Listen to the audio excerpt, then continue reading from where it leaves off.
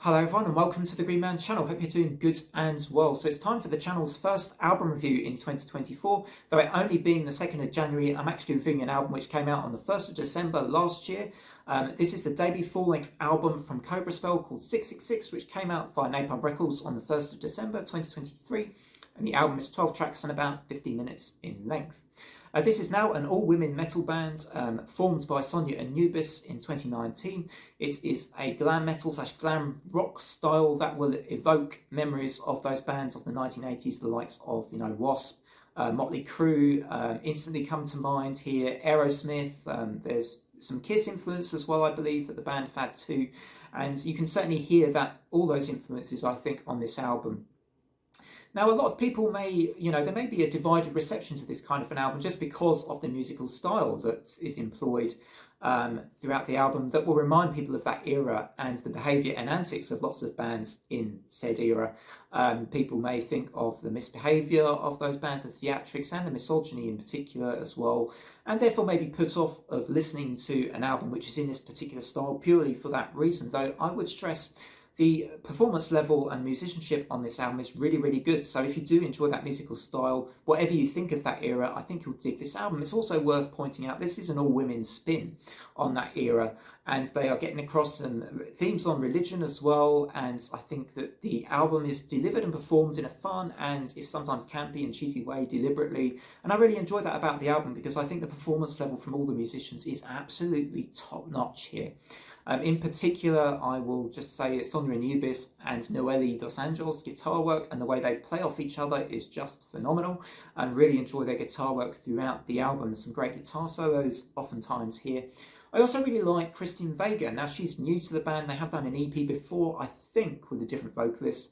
And Christine Vega, she reminds me of Serena Telly, formerly of Burning Witches, of course, and she sounds great on this album. There are some great moments where she holds down her notes and just sounds terrific. And so it's like with this album and this band, it feels like you've got the perfect recipe here. Great musicians, and therefore you've got a very well established sounding full-length debut album from Cobra Spell.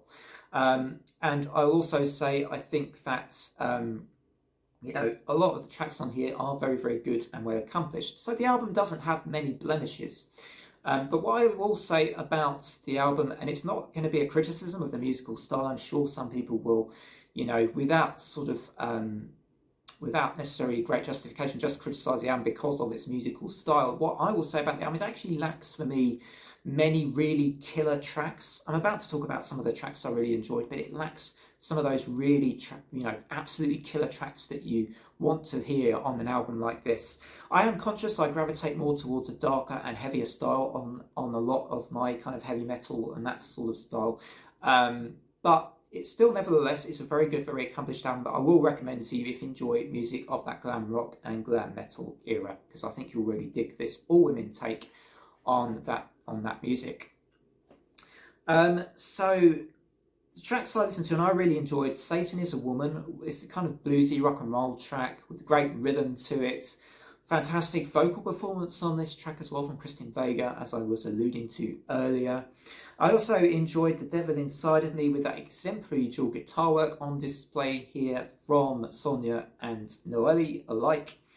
Fly Away was a slowed down track. I also really liked that sort of showed the track's ability to move towards moodier territories, and a more thoughtful and interestingly structured track that I thoroughly enjoyed on the album as well, and really enjoyed.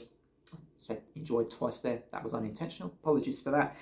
I also want to shout out a couple of other tracks. SEX with again really, really solid guitar work on this track. And I will say this album is an album perhaps not to listen to if you're at work and play it loud, or if you have neighbours that can hear your music through your walls, because it does have some moments on that may not be safe for work or safe for hearing by neighbours. I'm just going to say that. It is, after all, there are lots of themes on this album that are about sex and that kind of thing. So you do get moments on this album where you may sort of say to yourself, I'll just put my headphones on now. I won't listen to this too loudly so my neighbours can't hear it. But yeah, I also really like the track Love Equals Love, which I think just has a strong and simple message to it, but it's very enjoyable, evoking a bit more of a memory of an 80s synth pop style on this track rather than a straight up kind of metal track. So yeah, overall, I just think it's a solid album. I think it's a very solid album with great musicianship, and that for me gives it at least a 7. I think I'm going to give it a 7.5. I did really enjoy the tracks I liked. I just think, as I said, it lacks for me too many killer tracks on the album, which are likely to bring me back to the album a lot. But overall, I think a really solid album that lovers of glam metal and glam rock will dig. So that's my final score, 7.5 out of 10. Hope you enjoyed the album review. If you're new to the channel, don't forget to drop a like and a sub. I've also just done a video talking about 8 great albums I missed last year, so check that out. Also, do check out my end of year list from 2023 if you want to see what my top 20 albums were from last year. Otherwise, though, from me, until my next video, bye for now.